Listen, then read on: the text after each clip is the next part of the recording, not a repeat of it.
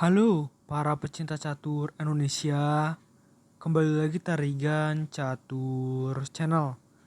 Terdapat beberapa pecatur Indonesia yang berhasil mengalahkan Gotham Chess atau IM Levi Rosman. Salah satunya adalah pecatur Indonesia yang berusia paling junior saat menaklukkan Gotham Chess, yaitu Satria Duta. Kali ini admin Trigan Catur akan menampilkan salah satu permainan catur terbaru dari Satria Duta saat menaklukkan perlawanan dari FIDE Master asal Indonesia juga, yaitu FIDE Master Miftahul Udani. Oke, langsung saja masuk ke permainan. Di sini FIDE Master Miftahul Udani memulai permainan dengan pion E4 dan dibalas oleh Satria Duta dengan pion menuju petak E5, kuda F3, dan kuda C6. Gajah B5 dipilih oleh FM Miftahul Udani. Ini adalah pembukaan Ruy Lopez Pion A6 ancam gajah dan gajah mundur satu langkah ke petak A4. Pion D6 dan pion D4 mengajak pertukaran pion di petak pusat, dan pion B4 atau B5 maksudnya dengan tempo ancam gajah putih. Gajah pindah ke petak B3 dan di sini ada taktik yang sangat hebat dari Satria Duta. Kuda pukul pion, kuda pukul kuda, pion pukul kuda, menteri pukul pion, dan pion C5. Inilah taktiknya. Lalu di sini putih masih bisa berpindah Menteri menuju petak D5 mengancam benteng hitam sehingga gajah E6 ancam menteri, menteri skak, dan gajah mundur lagi ke petak D7 setelah menteri pindah ke petak D5, dan inilah finishingnya dengan pion C4, finishing dari jebakan yang diciptakan oleh Satria Duta. Luar biasa Jelas di sini putih akan kehilangan satu perwira. Gajah pukul pion pukul gajah, dan menteri pukul pion. Di sini belum menyerah oleh Miftahul Udani karena dia memiliki keunggulan 2 pion walaupun kalah satu perwira. Jadi secara tidak langsung di sini Satria Duta hanya unggul 1 poin atas Miftahul Udani. Potensi permainan untuk menang kalahnya masih ada untuk kedua pemain, tetapi jelas yang lebih diuntungkan atau diunggulkan adalah Satria Duta.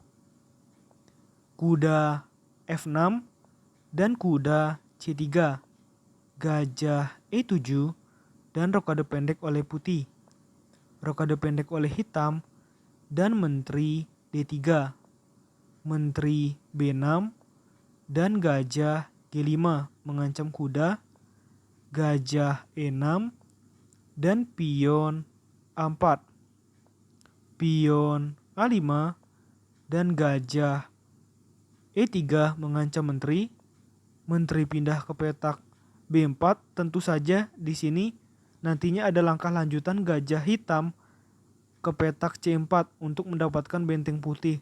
Tetapi pasti jebakan-jebakan sederhana ini putih pasti tahu Dan di sini benteng pindah ke petak E1.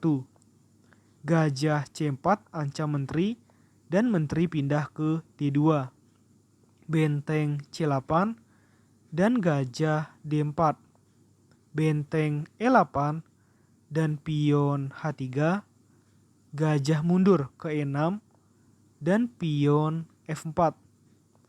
Benteng C4 mengancam gajah putih 2 kali dan benteng D1 melindungi gajah, gajah D8, dan raja H1, kuda H5, dan pion F5 mengancam gajah sehingga gajah mundur ke D7. Menteri F2 dan gajah C6, benteng D3 dan gajah F6. Luar biasa ya manuver-manuvernya. Gajah mundur, maka jelas di sini hitam akan mendapatkan kembali satu pion dengan cara gajah pukul kuda, pion pukul gajah. Tapi bukan pion ini yang didapat, tetapi menteri pindah dulu ke petak A3. Gajah D4 dan inilah yang didapat. Gajah pukul pion di petak E4. Benteng E3 mengancam gajah hitam 2 kali, tetapi itu tidak beresiko ya. Lalu dibalas dengan pion D5. Maka posisi gajah hitam menjadi sangat solid. Menteri H4 di sini mengancam kuda hitam dan pion G6 untuk melindungi kuda. Pion pukul pion dan pion pukul pion. Lalu raja ke G1. Menteri E7 mengajak pertukaran menteri. Di sini putih harus terus menolak ajakan pertukaran. Karena jika diterima, jelas hitam akan diuntungkan karena unggul perwira. Menteri F2 dan benteng ancam menteri. Menteri E2 dan kuda F4 ancam menteri lagi. Menteri G5 dan ancam menteri lagi dengan pion H5. Menteri menuju petak G3 dan menteri D6. Dan disinilah putih terkena jebakan ya. Benteng pukul gajah, maka kuda skak. Di sini menteri hitam sama menteri putih saling berseteru ya. Jelas di sini sangat rumit posisinya bagi putih atau bagi FM Miftahul Hudani. Dan di sini dipilih oleh FM Miftahul Hudani adalah benteng pukul kuda dan menteri pukul menteri. Benteng E7 berbahaya di sini ya. Bisa terkena skak terus-menerus oleh Miftahul Hudani terhadap Satria Duta. Maka dari itu benteng menuju petak C7. Benteng E6 dan benteng F7. Dan tepat di posisi seperti ini Satria Duta menang ya, karena FM Miftahul Hudani memutuskan untuk menyerah. Nah, di sini menurut admin Trigan Catur, balasan terbaik dari putih adalah dengan benteng menuju petak E1.